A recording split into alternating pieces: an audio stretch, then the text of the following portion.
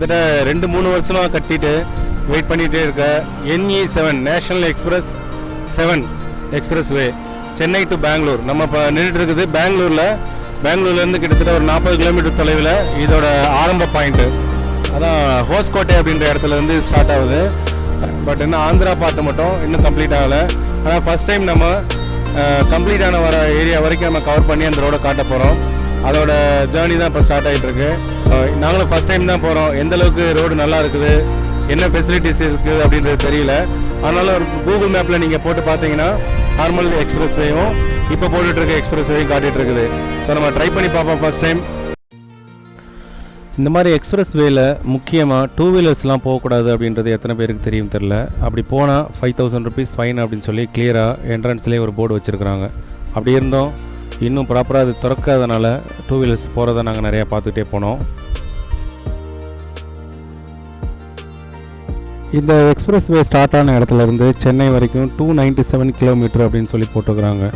அப்படி கணக்கு பண்ணி பார்த்தோம்னா ஏற்கனவே நம்ம நியூஸில் கேள்விப்பட்ட வரைக்கும் 100லேருந்து 120 கிலோமீட்டர் குறையும் அப்படின்னு சொல்லியிருந்தாங்க நியூஸில். ஆனால் உண்மையில் அப்படி கிடையாது. 297 ப்ளஸ் பெங்களூரில் நீங்கள் ஹோஸ்கோட்லேருந்து எங்கே போனோம் அப்படின்னாலும் பெங்களூருக்கு ஒரு 40 to 45 கிலோமீட்டர் வந்துடும். ஸோ 335 கிலோமீட்டர் அப்படின்றது நாமினலாக சென்னை டு பெங்களூர் உள்ள டிஸ்டன்ஸு தான்.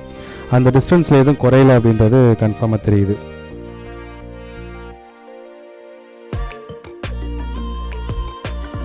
ரோடோட ஒர்க்கு ரொம்ப சூப்பராக இருக்குது. ரொம்ப நல்லா ஒரு அதிக அளவு வைப்ரேஷன் எதுவுமே இல்லாமல் நல்லா இருந்துச்சு.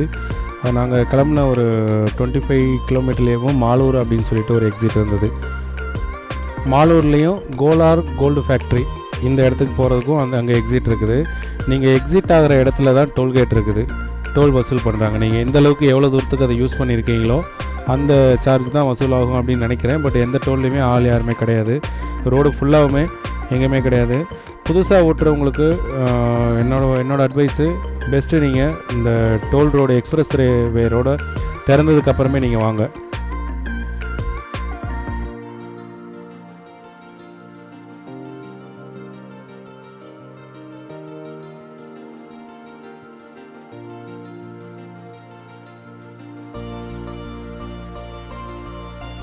இப்போ வரைக்கும் ஒரு 50 கிலோமீட்டரோட ட்ராவல் எக்ஸ்பீரியன்ஸை ஷேர் பண்ணலான்னு பார்க்குறேன்.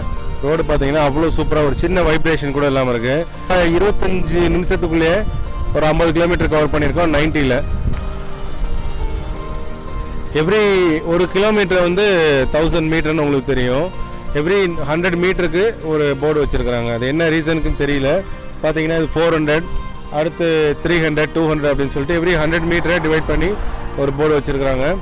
வேறு எந்த ஃபெசிலிட்டி இப்போ வரைக்கும் 50 கிலோமீட்டரில் ஒரு டீ ஷாப்போ இல்லை ஒரு பெட்ரோல் பங்க்கோ எதுவுமே கிடையாது. ப்ராப்பராக ரோடை ஓப்பன் பண்ணுறதுக்கு முன்னாடி நீங்கள் போயிட்டு டீ ஷாப்பு இல்லை எந்த ஃபெசிலிட்டி இல்லைன்னு சொல்கிறீங்களேன்னு நீங்கள் கேட்கலாம். நாங்கள் ஒரு ஆர்வத்தில் வந்துட்டோம். ஏன்னா ஆர்வத்தில் வந்ததுக்கப்புறம் இந்த ரோடு மொத்தம் 70 கிலோமீட்டருக்கு இப்போதைக்கு திறந்துருக்காங்க. அதுக்கப்புறம் ஆந்திரா பகுதியில் இன்னும் ப்ராப்பராக திறக்கவே இல்லை. அது ரோடு இன்னும் கம்ப்ளீட் ஆகாமல் இருக்குது. அப்படி வந்து நீங்கள் எதுவும் மாட்டிக்கிறக்கூடாது புதுசாக ஓட்டுறவங்க அப்படின்றதுக்காக தான் இந்த தகவலை நான் அடிக்கடி சொல்கிறேன். உங்களுக்கு ஹெல்ப் பண்ணுறது கூட அங்கே எந்த வண்டியுமே இருக்காது. ரொம்ப ரேரான வெஹிக்கிள் தான் வந்துட்டுருக்கோம். நீங்கள் இப்போ பார்த்துட்ருக்க இடம் வி கோட்டா அப்படின்ற இடம், வெங்கடகிரி கோட்டா. அதாவது 70 கிலோமீட்டர் நீங்கள் எக்ஸ்பிரஸ் வேல வந்ததுக்கப்புறம் இந்த வெங்கடகிரி கோட்டா ரோட்டில் நீங்கள் உள்ளே வரணும். அங்கே மட்டும்தான் உங்களுக்கு இப்போதைக்கு பெட்ரோல் பங்க் அவைலபிள் இருக்குது.